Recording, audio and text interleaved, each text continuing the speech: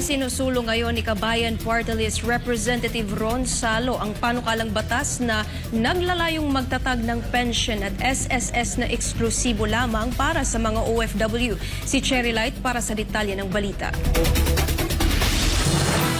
Ilang linggo bago ang pagbubukas ng ikalawang regular na sesyon, inihain ni Kabayan Representative Ron Salo, ang chairman ng House of Representative Committee on Overseas Workers Affairs, ang House Bill No. 8574 o ang Kabayan OFW Pension Act, isang panukalang batas na naglalayong magtatag ng pensyon at social security system para sa mga OFW. Ginawa ang panukala ng kongresista, bunga na rin sa mga nakakausap nitong mga OFW na nasa abroad na walang pensyon na iniaalok para sa mga Pilipinong nais nang umuwi ng bansa at hindi na magtrabaho. Ayon din sa mambabatas, sa kasalukuyan pinapayagan ng Social Security System ang mga OFW na maging voluntaryong miyembro sa pamamagitan ng mga particular na eskema. Gayunpaman, ang pamamaraang ito ay hindi ganap na sumasailalim sa komunidad ng mga OFW. Sa pamamagitan ng panukalang batas, ang system ay inaatasan na gumawa